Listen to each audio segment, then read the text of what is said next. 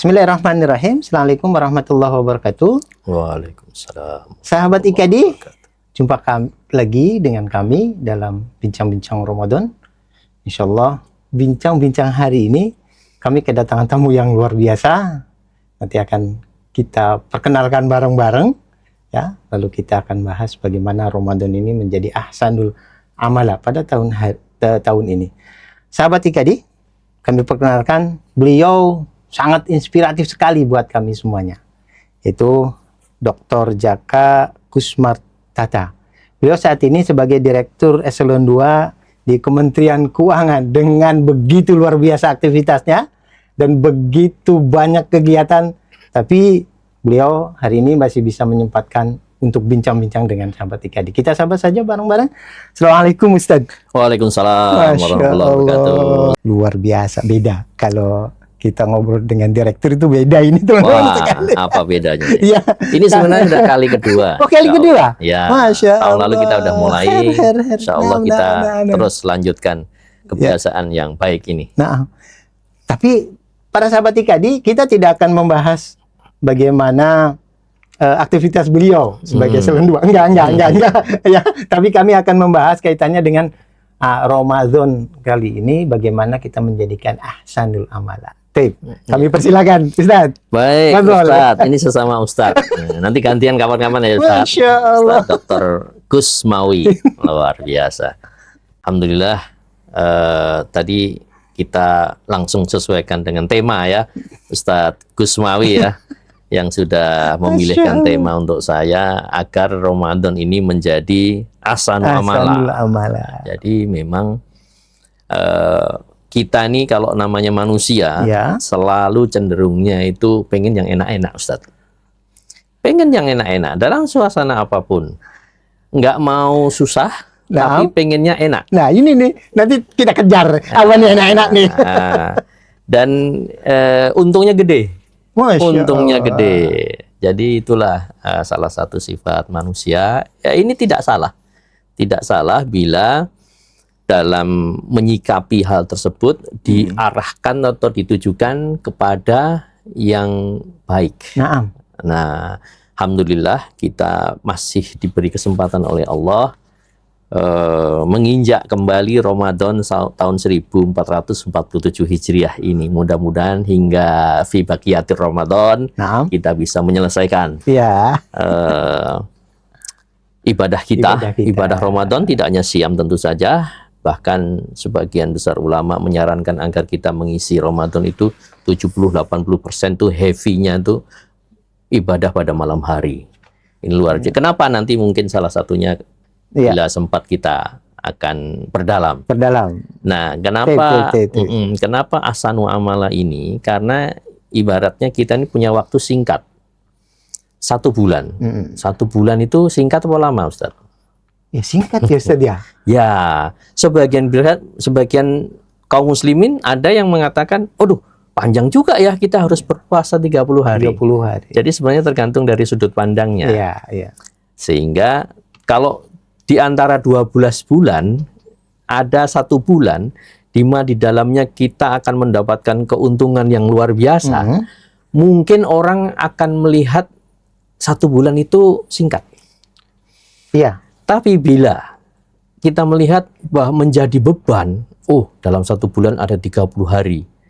Kita akan melakukan puasa, menahan lapar dan haus, menahan berhubungan suami istri, dan kegiatan-kegiatan lainnya, bahkan di malam hari harus bangun dan sholat malam, bertilawah yang berlipat ganda. Betul. Tentu sebagian orang yang tidak siap, dengan berbagai kondisi tidak siapnya itu, ada yang karena mentalnya tidak siap, ada yang karena fisiknya tidak siap, ada yang karena situasinya tidak siap, misalnya bekerja di tempat yang membutuhkan kekuatan fisik. Nah, ini tentu bisa jadi kalau tidak ada sentuhan yang tepat, dia akan merasa berat. Nah, ini saya ingin agar kita tidak meleset, Ustaz. Kita perlu ingatkan kepada teman-teman semua, termasuk saya pribadi Al-Fakir, agar tidak meleset Ramadan yang 1 bulan di antara 11 bulan yang lain dalam 1 tahun, kita diberi kesempatan, ya kan, oleh Allah Subhanahu wa Ta'ala, itu 1 bulan manfaatin sebaik-baiknya. Ya, ada apa dengan begitu? Nah, agar tidak merasa berat, Allah sendiri itu setiap menurunkan syariat ini, Ustadz. Nanti tolong kita diberi kekuatan lagi, Ustadz. Jadi gini, Allah setiap menurunkan ibadah, bahkan tidak hanya puasa, bahkan tidak hanya puasa, nanti ada sholat, ada zakat, ada haji, dan seterusnya. Semua ibadah Allah sudah turunkan dengan SOP-nya. Betul. Nah, ini kan dari sisi yang punya pekerjaan ini, Ustaz. Biasa bicara pakai melaksanakan tugas itu harus pakai SOP. Nah, itu low level of integrity-nya begitu. Jadi harus sesuai SOP. Nah, Allah sudah menyiapkan ibadah, ada SOP-nya, tapi Allah selalu tidak ketinggalan untuk memberikan fasilitas. Nah, ada insentif. Contohnya insentif itu tidak diberikan di bulan-bulan lain, dan itu bisa jadi insentif yang kuantum insentifnya itu luar biasa. Contohnya yang tiba-tiba Allah buka pintu surga dan tutup pintu neraka di Ramadan. Allah belenggu setan-setan. Kalau kita umroh di bulan Ramadan, sama nilainya dengan haji, bahkan bersama Rasulullah, luar biasa. Kalau kita tidak di bulan Ramadan, bahkan kita tidak mungkin bertemu dengan Rasulullah, setara nilainya. Bahkan bau mulut orang yang berpuasa pun bagaikan wangi. Memang unik. Tapi gini, Ustaz. Kan kita kan butuh, mungkin sahabat IKD juga butuh. Secara sederhananya seperti apa nih asanul amalan nih di tiap Ramadan nih? Supaya asanul amalan tadi, pertama penting nih, Allah ingin mendekati hambanya ketika memberi perintah yang berat itu dengan pendekatan yang pas. Pendekatan yang pas. Ada beberapa pendekatan. Kalau kita lihat ayatnya Allah Subhanahu wa Ta'ala di dalam surat Quran Al-Baqarah ayat 183 yang sudah hampir semua kaum muslimin menghafal. A'udzubillahi minasyaitonirrajim. Bismillahirrahmanirrahim. Ya ayyuhalladzina amanu kutiba alaikumusiyam kama kutiba alal ladzina min qablikum la'allakum tattaqun. Pertama Allah menyebut seruan ini dengan amanu, bukan mukmin ya, Ustaz. Nah, ini boleh gaya sedikit nih mumpung di depan Ustaz. Disebutkan bukan ya ayyuhalladzina mu'minun. Kalau mu'minun subjek kita. Tapi kita di situ amanu disebutnya. Berarti kita aktif ya, Ustaz. Aktif. Sebagai orang yang beriman, betul. Meyakini, aktif. Artinya kalau kita punya kesadaran bahwa puasa itu miliknya orang yang beriman loh. Betul. Nanti kan ayat ini perintahnya berpuasa ya. Sehingga kalau kita diseru oleh Allah sebagai orang yang beriman, artinya fasilitas puasa ini hanya milik orang beriman.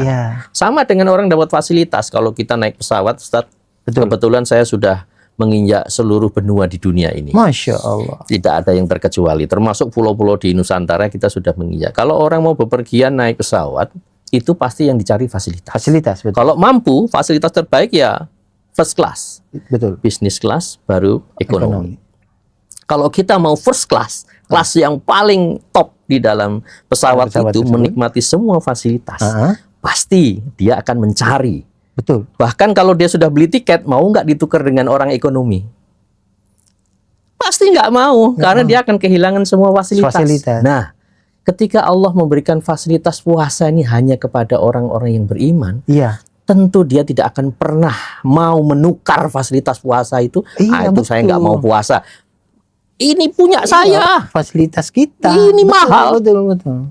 Ini pahala yang berlipat ganda luar biasa. Kalau menyadari itu, maka benarlah ayat Allah dalam surat Nur ya. A'udzubillahi minasyaitonirrajim. Innama kana qaulal mu'minina idza du'u ilallahi wa rasul liyahkuma bainahum ya. Ayyaqulu sami'na wa ata'na wa ulaika humul muflihun. Udah komplit. Wa ata'na agar mendapat muflih. Seru sami'na wa ata'na muflihun. Dimenangkan oleh Allah, bukan menang sendiri tapi dimenangkan. Diberikan ya. Tapi gini. Kan ketika ya ayyuhalladzina amanu kutiba alaikumusiyam ini kan, nah dalam 11 bulan yang lainnya kan ada puasa-puasa yang lain. Dalam konteks asanul amalan itu seperti apa nih? Bahkan memang bulan Ramadan ini kita yakini sebagai bulan tarbiyah. Kalau ulama mengingatkan Ramadan itu Anda tidak dapat hanya lapar dan haus, ya kan? Tapi Ramadan itu tidak murni riyadul jasadiyah, tapi bahkan dia madrasah qalbiyah. Dia jalsah fikriyah. Dia islah nafsiyah atau tazkiyatun nafs, memperbaiki diri, tidak hanya menjadi pribadi yang soleh, tapi juga muslih, sekaligus siap untuk bersosialisasi dengan soleh. Ketika dia merasakan yang seharusnya sedekah diperbanyak, itu aduh, sedekah itu mengurangi sebagian rizki kita. Kita menganggap loh justru dengan sedekah itu ini fasilitas dari Allah, lagi-lagi fasilitas dari Allah. Maka saya akan sedekah, saya akan sering, bahkan saya akan bertubi-tubi. Artinya kalau fasilitas itu sayang dong kalau nggak digunakan. Itu dia. Dan tidak boleh direbut orang lain, harus punya saya. Harus punya saya. Iya. Gitu. Berebut jadi sifatnya. Ya, betul. Unik ini. Unik luar juga. Biasa. Unik juga. Allah skenariokan kepada hamba-hambanya yang iman dan taat pada Allah itu sesuatu yang kalau kita menyadarinya, maka kita tidak akan pernah merasa ini adalah satu beban. Nah, ini Ustadz, masalahnya di masyarakat ini kan akhirnya gini, ini fasilitas yang luar biasa di bulan Ramadan tentunya yang diberikan Allah kan begitu luar biasa banyak. Gitu ya. Tapi kan orang kan nggak mau ngambil fasilitas tersebut. Apalagi kadang-kala ada juga nih. Ya sudah puasanya, cukup sudah menggugurkan saja. Yang cuman didapatkan haus dan lapar gitu itu kan saya. Nah, menurut Ustadz ini sebenarnya masalahnya seperti ini. Ada dua hal yang akan saya garis bawahi apa yang disampaikan oleh Gus Mawi ini. Terima kasih. Menarik pertanyaannya Ustadz. Jadi pertama tadi Allah fasilitasnya itu menggunakan pendekatan yang pas itu sebenarnya tidak hanya dari sisi keyakinan imani saja, tetapi juga fasilitas yang diberikan dari sisi histori, ya kan? Bahwa puasa ini juga diwajibkan kepada orang-orang sebelum kamu. Betul. Waladina min qablikum. Iya. La'allakum tattaquna. Waladina min qablikum. Juga dibebankan kepada, juga diwasiatkan kepada orang-orang sebelum kamu. Artinya apa? Bahwa Allah ingin berikan pendekatan ini sudah biasa, hal yang biasa. Bahkan di umat Rasulullah SAW, Nabi Muhammad SAW itu relatif jauh lebih ringan dibanding beban-beban puasa pada bulan-bulan sebelum, pada umat-umat sebelumnya. Betul. Kenapa? Misalnya ada yang diwajibkan sampai hampir setahun penuh, ada yang diwajib menurut cerita para ulama gitu kepada kita, bahkan ada yang bahkan kalau sudah berbuka dia ketiduran atau ngantuk sekalipun dia bisa diwajibkan untuk puasa lagi. Ada syarat seperti itu. Nah, ini juga memberikan ternyata puasa ini sudah biasa, bukan suatu beban, dan ini justru kita lebih ringan dibandingkan umat-umat terdahulu. Iya. Itu satu pendekatan. Yang kedua, Ustaz, yang ketiga, Ustaz, tadi dua ya, imaniyah, kemudian historis, kemudian yang ketiga juga bahwa perintah puasa itu dengan pendekatan tujuan. Kenapa kamu diperintah menahan diri dari puasa, dari makan dan minum, dari perbuatan yang sebenarnya dihalalkan tapi harus ditahan? Karena ada tujuannya. La'allakum tattaqun, dan itu fi'il mudhari ya, Ustaz. Nah, kalian belajar bahasa lagi nih. Kan gitu ya. Jadi fi'il mudhari la'allakum tattaqun, agar kita menjadi orang-orang yang bertakwa. Itu artinya apa? Yang senantiasa selalu mendapatkan hidayah, mendapat tuntunan. Itu tidak ada keselamatan yang lebih hebat daripada apa yang diberikan oleh Allah Subhanahu wa Ta'ala. Nah, lalu dengan tujuan itulah kita mengartikan bahwa kalau tujuannya baik, jadi puasa ini bukan karena nggak ada tujuan, bukan karena hanya sekedar lapar dan haus tadi, bukan sekedar menahan ini itu, tapi puasa ini tujuannya jauh ke depan, bahkan kebahagiaannya melampaui dunia, beyond dunia, tapi juga fil akhirah, yang kekal dan abadi. Ini luar biasa. Dan terakhir yang terkait dengan pendekatan Allah yang digunakan oleh Allah Subhanahu wa taala tidak hanya dari sisi keimanan, historis dan kemudian tujuan, tetapi juga bahasa. Sebulan Ramadan itu tidak mengatakan Allah syahrul syam, tapi syahrul Ramadan alladzi unzila fihil Qur'an. Artinya malah dikasih bonus lagi, bulan di dalamnya turun Al-Quran, artinya itu cahaya lagi bagi perjalanan umat manusia. Betul. Bahkan bahasanya ayyaman ma'dudat, sama dengan orang jualan di mall ini, Ustaz. Betul. Untuk bisa membahasakan bahwa ini harganya nggak 1 juta loh, ini 999.990 rupiah. Iya. Padahal 1 juta. 1 juta. Itu artinya bahasa psikologis ingin mengatakan bahwa ini gitu. lebih ringan dari 1 juta. Ini benar, Allah benar, tidak benar. katakan 1 bulan, bukan. Allah mengatakan ayyaman ma'dudat, beberapa hari yang ditentukan. Iya. Yang beberapa hari aja. Dibanding 1 tahun 11 bulan, Iya. 1 bulan sangat rendah. Itu satu hal tadi hebatnya ahsanu amala. Allah memberikan kesempatan. Yang kedua adalah kenapa supaya bisa ahsanu amala? Selama ini, Ustaz, barangkali kita sebagai manusia itu biasa melihat apa yang terlihat. Nah, kalau perintah puasa, ya sudah, tahan lapar haus, nunggu habis sahur, nunggu subuh, sampai maghrib selesai. Itu. Bahkan sebelum maghrib itu kita udah siap-siap mau makan lagi. Benar. Jadi seolah-olah, Ustaz, ibadah itu seperti pergerakan mekanik yang terlihat saja. Yang terlihat saja. Itu sebetulnya malam harus hadir di masjid, taraweh. Iya. Kemudian esok paginya begitu lagi dan seterusnya. Mohon maaf.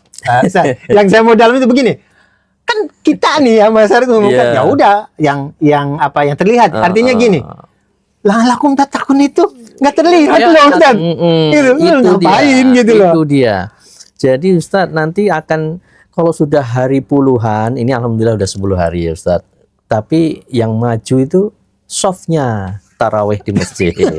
Nanti kemudian 2 minggu lagi udah siap-siap pulang kampung. Siap-siap beli baju ke mall, lebaran dan seterusnya dan seterusnya. Ini karena yang terlihat. Padahal ulama nggak demikian. Ulama yang disentuh di dalam setiap ibadah, bahkan tidak hanya di puasa, sholat, tilawah, haji, zakat, itu adalah hatinya yang disentuh. Jadi kata para ulama itu hayatul iman fil ibadah itu hiyalah ahdaf atau hiyal hadaf. Tujuan ibadah manusia itu sebenarnya adalah dengan menghidupkan hati dalam ibadah. Hayatul qalbi fil iman atau bil iman itu fil ibadah itu hiyal hadaf. Artinya ibadah itu hanya untuk melatih hati ini agar tunduk. Iya.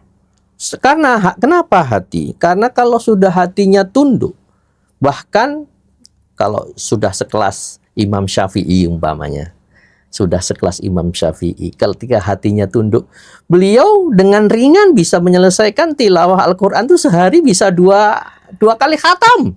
Itu suatu hal yang nggak masuk akal. Iya. Tapi karena beliau hatinya sudah di set up, sudah di setting untuk melaksanakan itu dengan ringan, maka hati ini sebenarnya mampu mendrive tubuh manusia. Harusnya tidur biasa normal 6-8 jam kata dokter, di bulan Ramadan cukup 3-4 jam. Kalau kita ganti dengan ibadah, fine-fine saja, kuat-kuat saja. Ini karena menyeting hati. Nah, tapi kan gini, Ustaz. Ini kan ada peran niat akhirnya. Peran niat. Nah, saya pengen membahas bagaimana ini peran niat dalam mengubah Ramadan ini agar kita menjadi ahsanul amala ini. Iya, betul. Jadi kan Allah Subhanahu wa taala pernah mengingatkan kepada baginda Rasul. Ketika Allah menagih janji orang-orang yang beriman ini apakah bisa menundukkan hatinya di dalam keimanan kepada Allah Subhanahu wa taala. Iya. Alam ya'ni lil ladina amanu antaksya'a qulubuhum li dzikrillah wa ma nazzala minal haqq. Surat Al-Hadid ayat 19 ya. 16 ya. bagaimana orang-orang yang beriman ini hatinya tetap tidak bisa khusyuk tunduk pada Allah, padahal mereka menjadi bagian yang mendapatkan petunjuk. Wa manazala minal haq. Diingatkan lagi, wala yakunul ladzina utul kitaba min qablu, janganlah kamu seperti orang-orang yang mendapat kitab-kitab terdahulu, ya kan? Kemudian hatimu itu apa? Fatola alaihimul amadu faqasat qulubuhum.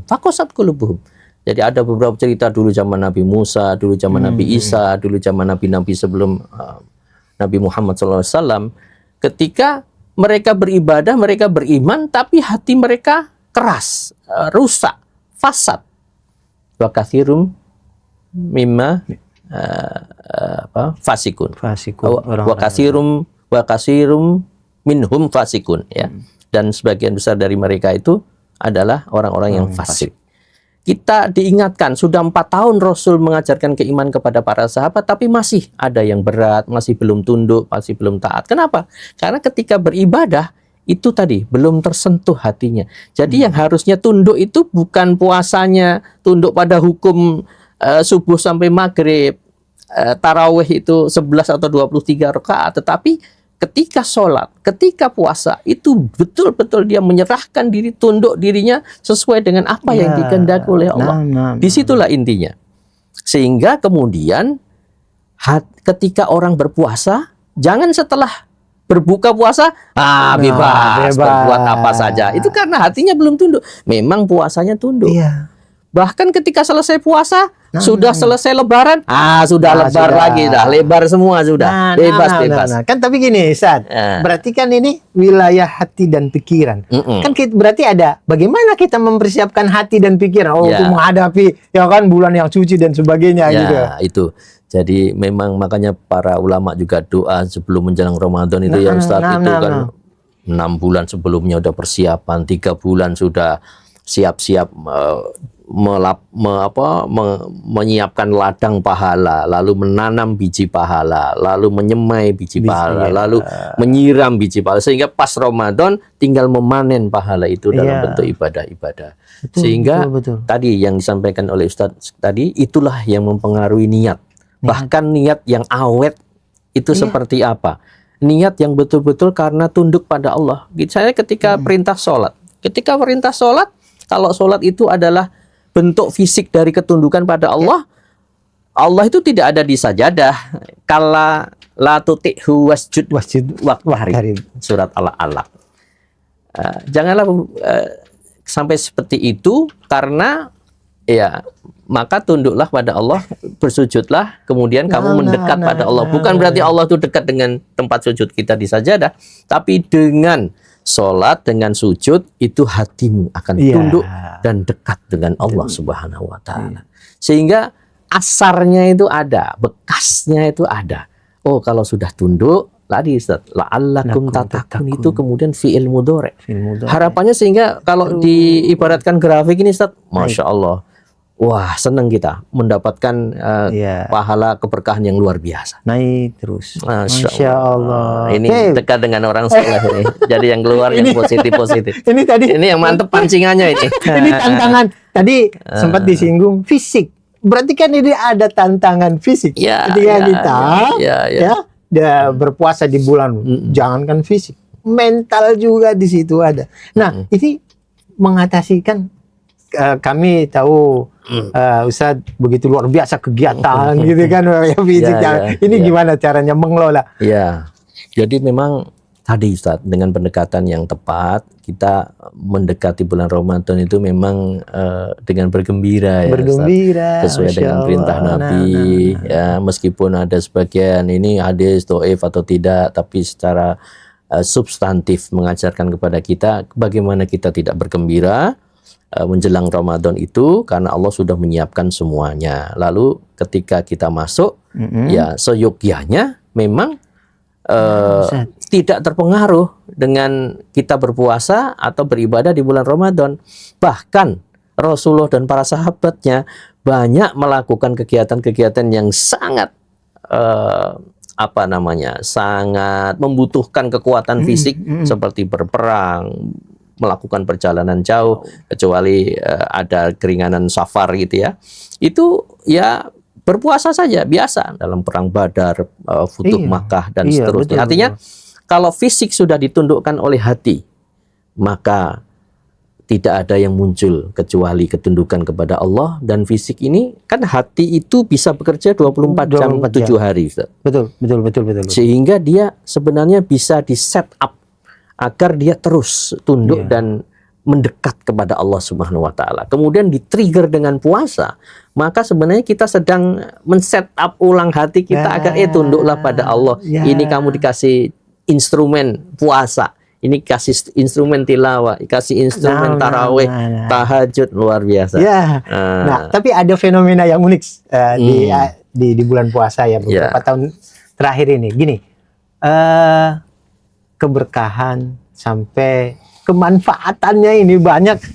Saudara-saudara kita yang tidak seakidah, yang ketemu rebut tajil dan sebagainya. Nih, fenomena apa sebetulnya nih?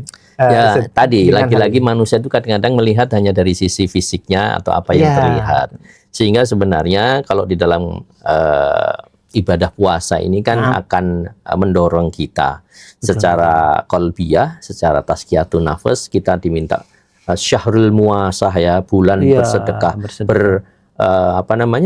toleransi itu ya, saling tepos liro, saling memberikan perhatian, kepedulian kepada sesama. Artinya ya orang akan berlomba-lomba untuk memberikan apa yang dia miliki sehingga dia bisa bermanfaat bagi orang lain dan bisa menambah keberkahan apa yang diberikan itu. Rasulullah sendiri sudah mencontohkan bahwa Rasulullah itu bersedekah kalau bulan suci Ramadan seperti angin yang bertiup. Artinya semudah angin bertiup, Rasulullah bersedekah. Sehingga akhirnya apa yang dilihat oleh manusia bahwa kaum muslimin saling memberikan sedekah, saling memberikan makanan, ini justru bisa dilihat dari unsur sebaliknya, bahwa ini ada orang yang bersedekah, ada orang yang memberikan sebagian rizkinya. Harapannya nanti kan Allah yang akan mengembalikan, bahkan lebih besar lagi, dan tidak ada orang yang selama ini miskin atau melarat sengsara karena sedekah. Tetapi kalau kita lihat dari sisi, kita nanti akan mencari ini, mencari itu, ya ini kan karena masalah sudut pandang saja.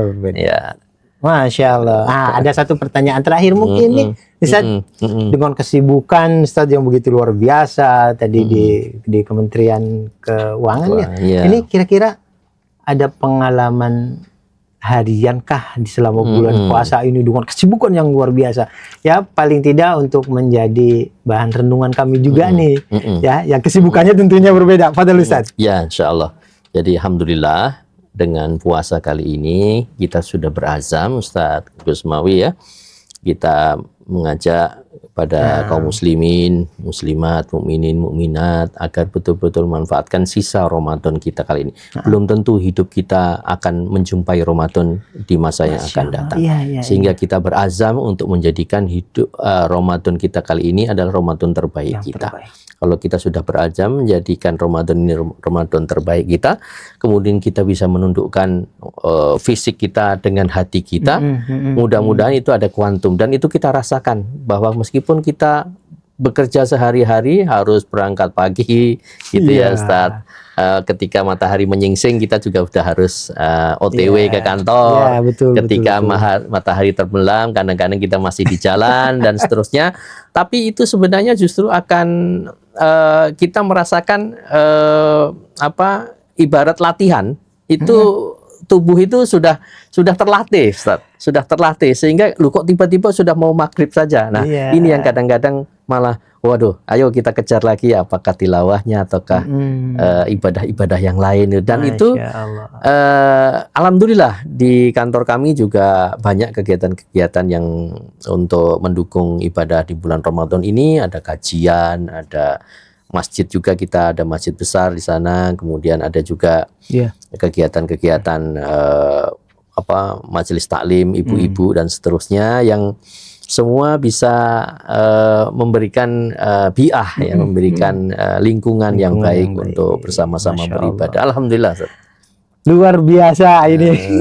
Ini mohon maaf Ustaz karena waktu jualah ya. Oh iya, akhirnya. iya. Ya, nanti insya Allah kalau ada waktu kita akan bincang-bincang. Insya Allah kembali. menarik. Nanti dibalik juga boleh.